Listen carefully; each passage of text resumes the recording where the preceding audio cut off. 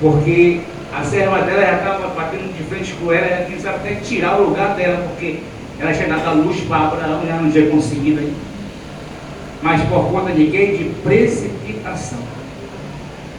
Porque Deus já tinha falado, a escolha era Isaac que era a promessa, não era Ismael. Mas o Senhor não interfere nas nossas decisões. Ele sempre mostra para nós o caminho. Agora, anda no caminho, irmãos, aquele que quer. O Senhor não vai forçar ninguém a andar aqui no caminho, mas Ele nos mostra o caminho. Ele nos chama para o caminho, mas Ele não pega ninguém à força do caminho. Ele não pega ninguém na força. A Bíblia diz que não é na força, não é pela força e nem pela violência. É pelo mover do Espírito Santo. E o Senhor não interferiu naquilo que eles se programaram. Ali não era a vontade de Deus, aí não foi bom, não foi perfeito, não foi agradável. Só teve muitos foi problema para eles resolverem depois. Mas a vontade de Deus se cumpriu. Porque quando Deus fala, irmãos, a palavra dele não volta para ele como? Vazia. A Bíblia diz que quando Deus fala, a palavra não volta para ele vazia, sem antes se cumprir com aquilo que ele quer que seja. Porque ele é Deus, é ele que manda. Quando ele dá a palavra, vai acontecer, irmãos. Ele já tinha dito que Abraão ia ter um filho com a Sara. Ia ser um filho da própria carne dele. Ou seja, não seria dele com outra mulher. Porque quando o casal se casa, os dois são uma só carne. Deus tinha falado para ele, vai te dar um filho da tua própria carne. Não era com da empregada, com a da serva. Era com a Sara. Mas uma precipitação ali, tudo deu um trabalhão para ele resolverem depois. Então já serve para nós como esclarecimento da nossa vida, para a gente não se precipitar no nosso fazer. Se a gente bem soubermos, a gente não resolve nada de cabeça quente, porque a gente de cabeça quente, a tendência é a gente fazer muita besteira de cabeça quente, e depois a gente não se arrepender do que a gente fez. Ou quando nós estamos angustiados ou tristes, a gente tem que resolver alguma coisa quando a gente estiver bem lúcido, bem sóbrio, para a gente poder ouvir a voz de Deus, senão a gente vamos acabar sendo precipitados. E depois disso tudinho que aconteceu, Ismael teve que ir embora, Isaac ficou, e passou-se um tempo, Deus, como nós lemos, prova a fé de Abraão, pedindo a Abraão em holocausto, em sacrifício. Mas Abraão também não é à toa que ele foi chamado pai, o pai da fé. Porque se você leu comigo, você viu que ele falou para os moços, para os empregados dele que foram com ele.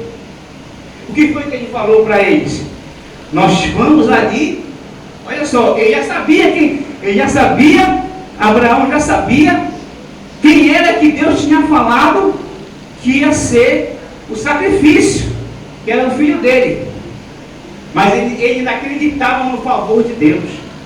Ele não acreditava na misericórdia de Deus, na bondade de Deus.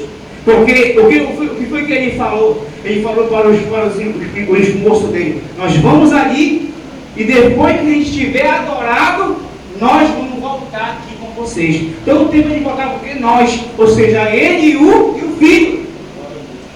Mas ainda assim, eu assim me ponho no lugar como o pai. Ele caminhou 3 dias, como estava ali, ele caminhando, dando passos pela fé, passos de fé, porque ele queria obedecer a Deus. Obedecendo a Deus, mesmo com o seu coração ali esmiuçado por dentro, Porque ele estava dando passo de fé, obedecendo a Deus, mas também, com certeza, ele pensava assim: eu estou indo para oferecer também o meu filho no holocausto, mas Deus proverá. Deus vai fazer alguma coisa.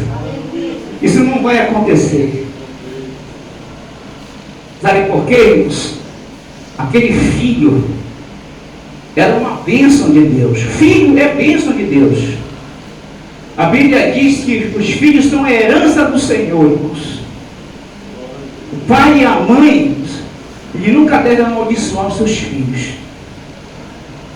Assim como os filhos, eles devem respeitar os seus pais, porque a palavra de Deus fala isso. Os filhos honrar o pai e a mãe. Honra o teu pai e tua mãe. E não está dizendo lá se a mãe é boa, se o pai é bom, não. Honra o teu pai e tua mãe. Porque é pai, porque é mãe. Mesmo que nem seja bom, mas é pai e mãe, tem que honrar, tem que respeitar. Como pai, como mãe. Ainda que você não vá obedecer de repente alguma crença que eles vão contra Deus. Mas ainda assim você deve falar com respeito, porque é pai e é mãe. Mas também a Bíblia também diz assim, ó: mas os pais também não provoquem a ira dos filhos. Aí você está vendo o porquê que Satanás adora uma contenda dentro do lar? Por que Satanás adora uma desavença dentro da casa quando não tem união com pai e filho, com filho e pai? Porque fica todo mundo o quê? Agindo precipitadamente e pecando. E o inimigo deita e rola nessas horas. Então é por isso que é importante, igreja, o conhecimento disso daqui, ó. Fica vendo a importância do conhecimento da verdade. E é por isso que a palavra de Deus fala: e conhecereis a verdade, e a verdade vos libertará. Irmãos, eu não tenho nada contra, eu até acredito nos dons, eu acredito nos dons de revelação, de profecia, eu acredito nessas coisas.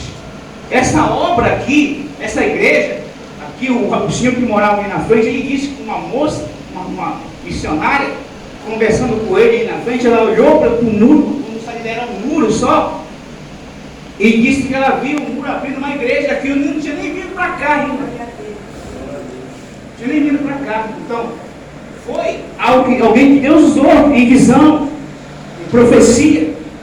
Mas, irmãos, se a gente vem buscar na igreja só isso, irmãos, nós não vamos conseguir libertação.